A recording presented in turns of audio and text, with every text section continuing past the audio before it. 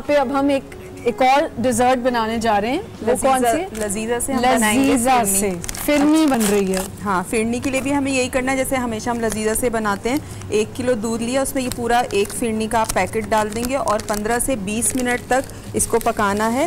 और 20 मिनट पकाने के बाद आप किसी भी जिसमें भी आपको प्रेजेंट करना है उसमें आप निकाल लें और बादाम, पिस्ते और चांदी के वर्क और उससे आप गार्निश कर दें। हाँ, देनी है वो दे सकते हैं, आप उसको गार्निश कर सकते हैं। और अच्छी से आपने ये रेड कुछ रखा हुआ है। अच्छा, एक हम यहाँ पे ड्रिंक बना रहे हैं, स्प्राइट से बना रहे हैं। ठीक है, स्प्राइट से ड्रिंक बनेगी। और हम बना रहे हैं दूध सोडा। दूध सोडा, ठीक है। सोडे की जगह हम जो है वो स्प्राइट यूज करेंगे। इसमें 1 से 1.5 गिलास आपने दूध डाल दिया। और मेरे पास ये लाल शरबत है, ये मैं इसमें थोड़ा सा ऐड करूंगी। किसी भी ब्रांड का? किसी भी ब्रांड का लाल शरबत आपने ऐड किया। इसके बाद आपको स्प्राइट इसमें ऐड करनी है। ठीक है, ये डाल के और इसको ब्लेंड कर दिया आपने। ठीक है, बस सही है जी। ये आप ब्लेंड करेंगे और ये हमारी तैयार हो जाएगी। ज़ुबैर साहब आप। बहुत शुक्रिया आमना। नाज़रीन, हम बात कर रहे हैं कुरान मजीद कोड ऑफ लाइफ के ऊपर बात कर रहे हैं। इब्तिदाई गुफ्तगू हमने अपने पैनलिस्ट के सामने रखी थी। मैं ज़रा कुछ और थोड़ा सा उसके अंदर जाता हूँ, उसकी डेप्थ में जाता हूँ।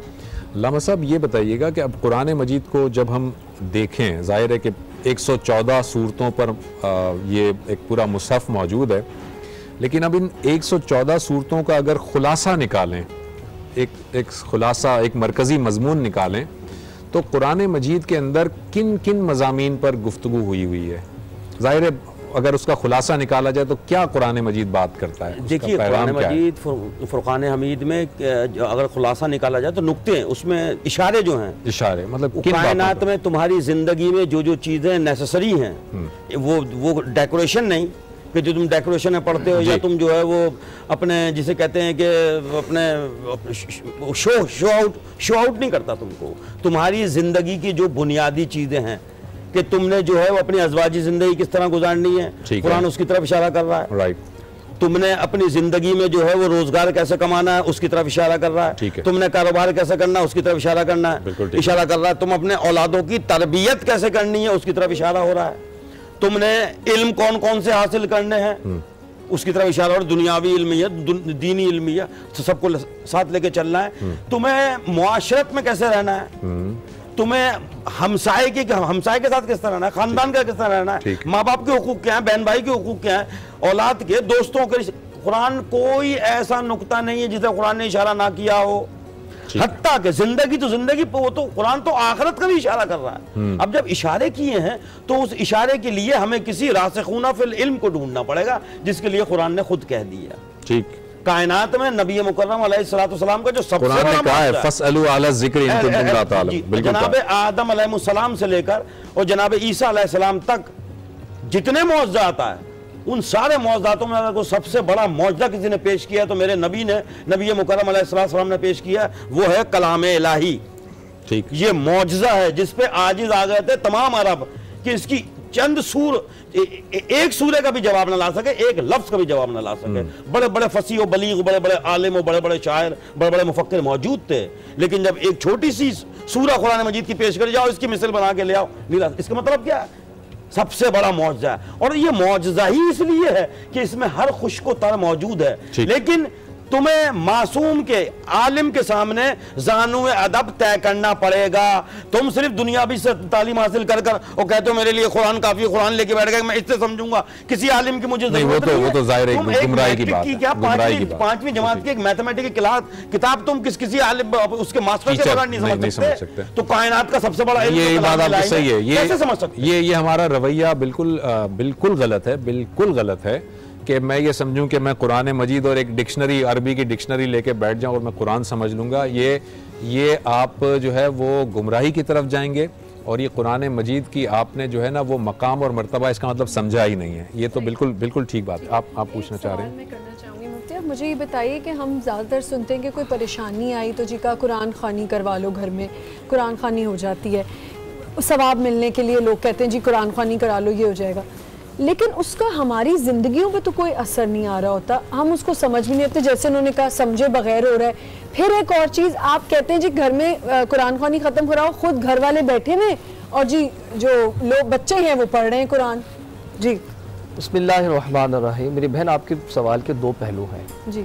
एक तो ये है कि कुरान हम खुद नहीं पढ़वा रहे हैं, दूसरा पहलू ये है कि कुरान का बरकत हासिल करना। देखिए दोनों रिवायतें अगर बात करें, डॉक्टर साहब इस बात को समझेंगे, नबी करीम अलैहिस्सलाम ने कुरान के पढ़ने पर भी फ़ज़ाइल बयान किए। अगर कुरान का एक हर्फ पढ़ा जाए तो हुज़ूर ने फरमाया 10 नेकियां हैं। अलिफ लाम मीम, ये पूरा 3 लफ्ज़ों के बारे में हुज़ूर ने फरमाया कि 30 नेकियां हो गई। तो अब कुरान को पढ़ना भी इबादत, उससे बरकत हासिल करना भी इबादत। अब आप घर में कुरान को इसलिए तिलावत करवा रहे हैं कि ये अल्लाह की किताब है, मेरे घर में बरकत आनी चाहिए, अल्लाह का जिक्र होगा तो शैतानी मामलात जो है दूर हो जाएंगे, मुझे बरकत मिलेगी। इस जाविये से कुरान का अगर ख़त्म हो रहा है, कुरान की तकमील हो रही है, पढ़ा जा रहा है, तो ये बिल्कुल ठीक है, इससे बरकत हासिल किया जा रहा है। अब अजीम सबसे बेहतर पहलू ये है कि कुरान करीम को पढ़ के समझना और उसके तकाज़ों को पूरा करना। आपने ख़त्म कुरान तो करा लिया, एक हिस्सा बरकत का आपको मिल गया, और बरकत फिर वो आपको नजर आने वाली चीज़ नहीं, एक रूहानी आलम है। ठीक, एक अल्लाह ताला ने इंसान के लिए 2 आलम बनाए, एक ज़ाहिरी आलम होता है जिसको आप देख रहे हैं, एक रूहानी आलम होता है जो आप देख नहीं सकते मगर उसके असरात आप पर मुरतब हो रहे हैं। ठीक, कुरान करीम की आपने तिलावत करी तो आपको लग रहा है कि मेरे घर में कुछ बेहतरी आ रही है, लेकिन आप बज़ाहिर उसको देख नहीं सकते। ठीक है, बरकत है ना वो। इसी तरह नमाज पढ़ने, माल में खैर बरकत हो रही है, आप उसको आप देख नहीं सकते, लेकिन वो आपकी ज़िंदगी में असरअंदाज है। असल मौजूद बहस ये है कि कुरान करीम को पढ़ के समझना। अगर आप कुरान करीम की एक आयत भी लीजिए, उसको पढ़िए, उलमा के पास जाइए, समझिए, तो जहां आप कुरान करीम से ज़ाहिरी असबाब से बरकत हासिल कर रहे हैं, वही कुरान को पढ़ के समझने के बाद अपनी ज़िंदगी में अप्लाई करेंगे तो आपका पूरा जिस्म साहिब बरकत बन जाएगा। आपका पूरा मुकम्मल जिस्म जो है एक ज़ाब्ता हयात बन जाएगा, एक नमूना बन जाएगा। कुरान करीम को आपने लिया, आपने रखा, आप ये चाहते हैं कि कोई ऐसा रोल मॉडल है कि जिसको देख के मैं कुरान को देख सकूं, समझ सकूं, तो अल्लाह ताला ने कुरान में फरमाया कि मेरे महबूब का जो तरीक़ा सीरत है, मेरे महबूब अलैहिस्सलाम का जो तरीक़ा हयात है, वो ऐसा नमूना है कि तब तुम उसको देखोगे तो पूरा का पूरा बेआइन ही कुरान के मुताबिक होगा। यानी कि हुज़ूर अलैहिस्सलाम की सीरत करीमा को पढ़ना, हुजूर की सीरत को समझना, ये कुरान का ज़ाब्ते हयात है। ठीक है मुफ्ती साहब, आपसे मैं एक सवाल करना चाहूँगी कि ज़्यादातर ये देखा जाता है, मैंने उस दिन भी ये बात नोटिस की है और बोली भी थी कि जब आप किसी उलझन में होते हैं तो क्या ये सही है, अगर आपको कहीं कुछ समझ नहीं आ रहा तो अगर आप इस्तिखारा करना चाहते हैं खुद से, तो क्या आप कुरान पाक को पढ़ते हुए, या ऐसा कोई लोग करते हैं कि जी आप कोई पेज निकालें, उसके आगे से पढ़ना शुरू करें, जो आपको जवाब मिले वो जवाब बीच में से निकाल लें, क्या ये करना ठीक है? ये हमारे आमिलीन की बहुत गलत रविश है। बिल्कुल सही। कुरान मजीद और फुरक़ानिल हमीद की तमाम तर आयात और उससे साबित होने वाले अक्सर अहकामात क़तई हैं, यकीनी हैं, और ये जो इस्तिखारे के ज़रिए से जो मामलात की जाते हैं वो ज़न्नी हैं। इन केस खुदा न खास्ता मैं आपको इसकी एक मिसाल देता हूँ कि अगर आपके पास एक रिश्ता आया, जी ये रिश्ते का इस्तिखारा कर दें, आपने कुरान पाक से इस्तिखारा किया, ये किसी टाइम में मैंने इस पर एक बहुत बड़ा आलम जिहाद भी बुलंद किया था किसी एक मखसूस इलाके में। वो कराची का एक बड़ा मशहूर मारूफ इलाका है, और वहाँ के बहुत सारे लोगों से यूँ समझिए कि मैंने इस कुरान पाक की इस ताज़ीम और तौक़ीर और कुरान पाक के इस अदब को बाकायदा तौर पर मनवाया था। एक रिश्ते का इस्तिखारा आता है जी, और आप जो है वो रिश्ते का इस्तिखारा कुरान पाक से करते हैं, और वो आप कहते हैं जी ये ठीक है, या आप कहते हैं ये ख़राब है, गलत है, और वो रिश्ता कर बैठते हैं या नहीं करते। बाहर दो सूरत, अगर वो आप कहते हैं ये रिश्ता ठीक है, कुरान पाक में ये आयत आ गई, इन्न फी ज़ालिका लआयातिन लिकुल्लि सब्बारिन शकूर, ये आयत आपने पढ़ ली, कि वो करते क्या है कि वो कुरान पाक वो बीच में से खोलते हैं। मैं बताता हूँ उसका तरीका भी अर्ज करता हूँ, उसके बहुत सारे तरीके। हाँ, वो कुरान पाक कहीं से भी खोलते हैं। पहले वो 7 मरतबा सूरह फातिहा पढ़ते हैं, फिर उसके बाद 7 मरतबा दुरूद पाक पढ़ा जाता है, फिर उसके बाद 7 मरतबा कुल हुवल्लाहु अहद पढ़ते हैं, फिर कुरान पाक को कहीं से भी खोलते हैं, और खोलने के बाद उसके 7 पेज पलटते हैं। 8वें पेज पर दाएं तरफ 7 लाइनें छोड़कर 8वीं लाइन को पढ़ते हैं। वहां पर जो लिखा होता है, भाई वहां तो जो लिखा है वो तो सच है और हक है। एक सेकंड इधर से कर लेंगे, कॉल ले लेते हैं पहले, क्योंकि वो कॉल डिस्कनेक्ट हो जाएगी। अस्सलाम वालेकुम। हेलो, अस्सलाम वालेकुम। जी वालेकुम अस्सलाम। जी मैं इस्लामाबाद से आमिर बात कर रहा हूँ। जी जी बोलिए। अगर आपका, डॉक्टर जुबैर साहब का और हाजरीन का ये जी बोले, ये दलील मान ली जाए कि आलिम मुफ्ती के बगैर कुरान को नहीं समझना, तो कुरान की उन आयात का क्या करेंगे जिनमें अल्लाह ताला ने ये फरमाया है? क्या फरमाए?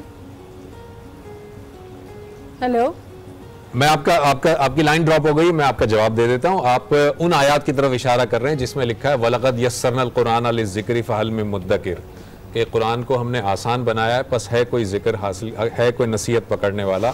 तो भाई मैंने ये नहीं कहा था कि आप कुरान को नहीं समझ सकते। मैंने जो जुमला अर्ज़ किया था, मैंने जो बात बोली थी, वो मुझे अभी तक याद है। मैंने कहा था कि अगर मैं ये समझता हूँ कि कुरान और एक अरबी डिक्शनरी को लेके बैठ जाऊँ और मैं कुरान को समझने की कोशिश करूँ, तो ये नामुमकिन है, ये नहीं समझा जा सकता।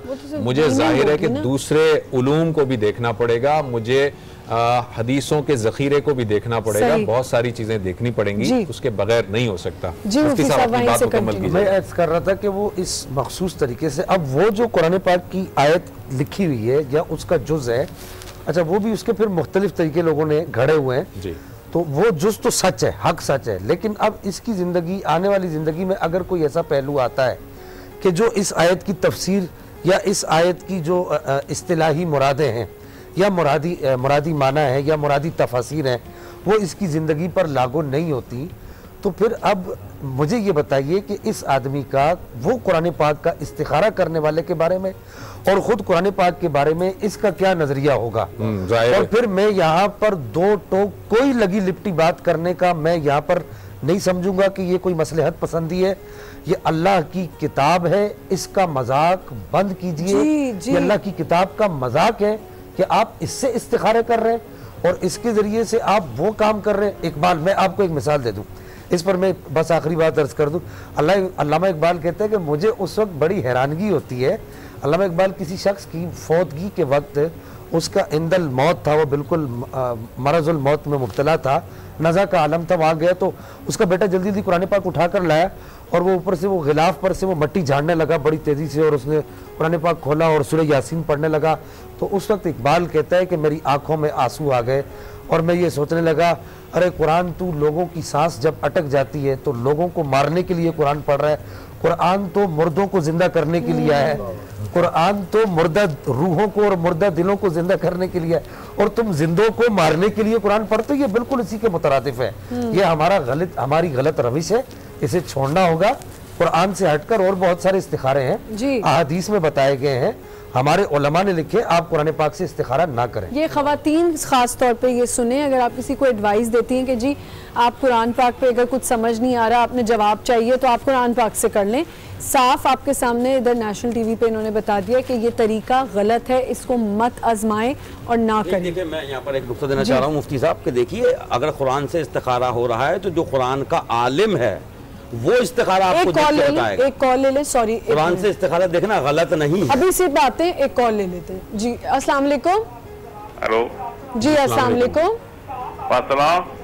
जी, कौन बात करें? अब्दुल जब्बार लाशेर बोल रहा हूँ, अनोशर फेरोज से। अच्छा, पहले अपने टीवी का वॉल्यूम बंद कर दें। वॉल्यूम बंद है उसका जी। जी बताइए। वो मुफ्ती साहब से पूछना था जी कि जो ये तलाक का सिलसिला है, अगर एक कोई आदमी गुस्से में 3 बार तलाक देता है अपनी बीवी को, गुस्से की हालत में, ना कि नशे की हालत में, आया वो फिर तलाक हो जाती है या वो एक की तलाक होगी? अच्छा ठीक है भाई, आप पूछ लेते हैं, लेकिन जहाँ तक मुझे पता है, मैं वैसे मुफ्ती साहब के सामने ही रख देता हूँ कि तलाक के जो मसाइल है ना, वो इस तरह टेलीफोन लाइन पर शायद डिस्कस नहीं हो पाएंगे, क्योंकि वो पूरी तफसील सुननी पड़ेगी और पूरी तफसील के बाद ही वो जवाब दे पाएंगे। अदरवाइज इनका जवाब किसी गलत पैराए में ले लिया जाएगा और फिर वो बात कहीं से कहीं निकल जाएगी। बहरहाल मुफ्ती साहब आप बता दीजिए। पहले आप आगा साहब अपनी बात कंप्लीट कर लें। मैं मुकम्मल कर दूं। देखिए कुरान मजीद से इस्तिखारा करना मना नहीं है, इस्तिखारा कर सकते हैं, लेकिन कुरान मजीद से इस्तिखारा वो करेगा जो कुरान का खुद आलिम हो। अच्छा, लेकिन कुरान के असरार और रमूज को जानता हो। लेकिन सर आपने जब ये बात की है तो ज़रा मुझे ये बताइएगा, नबी सल्लल्लाहु अलैहि वसल्लम ने इस्तिखारा की जो तालीम फरमाई सहाबा किराम को, नबी सल्लल्लाहु अलैहि वसल्लम ने एक दुआ बताई इस्तिखारे की, खैर मांगने की दुआ है, आपने वो दुआ बताई, वो तालीम दी। नबी सल्लल्लाहु अलैहि वसल्लम ने कुरान से इस्तिखारा करने की कोई तालीम दी है सहाबा को? आइमा मासूमीन अलैहिस्सलाम से हमारे फ़िक़्ह जाफरिया में ये रिवायत मिलती है कि मासूमीन ने रुजू किया, उसके अलावा आपने जो है इसका इस्तिखारा कुरान मजीद से वो उन्होंने खुद किया और उलमाए किराम उन्होंने किया। आज भी हमारा फ़िक़्ह जाफरिया में वो आलिम कुरान से इस्तिखारा करता है जो कुरान के इसरार और रमूज को जानता है। आप ये कह रहे हैं कि जो इमाम जो हैं आपके जो जी उनका उसमें से रिवायत मिलती है। जी उन्होंने रुजू पैगंबर सल्लल्लाहु अलैहि वसल्लम की नहीं कोई रिवायत मिल रही। पैगंबर अलैहिस्सलाम से उन्होंने इस प्रोग्राम में शरीक गुफ्तगू थे, उनके भी हम शुक्रगुजार हैं और आप तमाम हज़रात जो यहाँ पे मौजूद हैं आपके भी शुक्रगुजार हैं। नाज़रीन, आज जो है वो 27वीं शब है, ताक रातों में से एक ताक रात है। हो सकता है कि ये लैलतुल क़द्र ही की रात हो। हमें अपनी दुआओं में ज़रूर याद रखिएगा। आज टीवी की ये जो ट्रांसमिशन हम आप तक पहुँचा रहे हैं, इसके पीछे जो लोग भी इन्वॉल्व हैं, चाहे वो प्रोजेक्ट हेड हो या चाहे वो एक ऑफिस बॉय ही क्यों ना हो, तमाम के तमाम लोग इस काविश में मसरूफ़ होते हैं कि आप तक अच्छे से अच्छी बात पहुंचाई जा सके। अपनी दुआओं में हमें ज़रूर याद रखिएगा। और चलते चलते आज की इस ट्रांसमिशन का इख्तिताम भी दुआ पर ही करते हैं।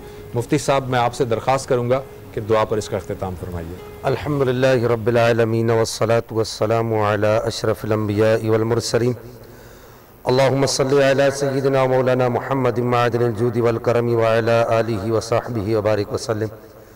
या रब्बल आलमीन या अरहमर राहिमीन या ज़ल जलाली वल इकराम या ज़ल कुव्वतिल मतीन। ए मालिक मौला परवरदिगार, हमने आज तक जितने रोज़े रखे, जितनी इबादत की, आमाल सालिहा किए, तमाम नेक आमाल को अपनी बारगाह आलिया में शर्फ़ कबूलियत अता फरमा। ए मालिक मौला, हमारे पाक परवरदिगार, तू हमारा परवरदिगार है, हमारा खालिक है, हमारा मालिक है। हमारे हाल ज़ार पर रहम फरमाते हुए हमारे तमाम सगायर कबायर से दरगुज़र फरमा। हमारे वालिदैन की बख्शिश व मग़फ़िरत फरमा। पूरी उम्मत मुस्लिमा से दरगुज़र फरमा। जिनके वालिदैन इस दुनिया फ़ानी से रुखसत हो गए, मौला उनकी भी बख्शिश व मग़फ़िरत फरमा। या रब्बल आलमीन या अरहमर राहिमीन, जो अहले इस्लाम खुसूसन पाकिस्तान के अहले इस्लाम इस वक्त बद अमनी का शिकार है, मौला उन्हें अमन और सुकून अता फरमा। पूरी दुनिया में अहले इस्लाम को अमन और सुकून अता फरमा। या रब्बल आलमीन या अरहमर राहिमीन, जो लोग हमारे साथ दुआ में शरीक हैं, उनके दिल की तमाम नेक तमन्नाओं हाजतों को बराबरी अता फरमा। मौला अपने महबूब सल्लल्लाहु ताला अलैहि व आलिहि वसल्लम के सदक़े वसीले, आले बैत अतहार के सदक़े वसीले और असहाबे कुब्बार के सदक़े वसीले से, खुलफ़ाए राशिदीन के सदक़े वसीले से, मौला हम सब के दिलों की नेक तमन्नाओं को बराबरी अता फरमा। हमारी तमाम हाजतों को कबूलियत का दर्जा अता फरमा। या रब्बल आलमीन या रहमर राहिमीन या ज़ल जलाली वल इकराम, जिन लोगों ने भी इस रमज़ानुल मुबारक में इस नेक काम को तेरे बंदों तक पहुँचाने की कोशिश की, खुसूसन ये आज न्यूज़ की ट्रांसमिशन के जितने भी अहबाब हैं, मौला इन सब को अजर जमील अता फरमा। वसल्लल्लाहु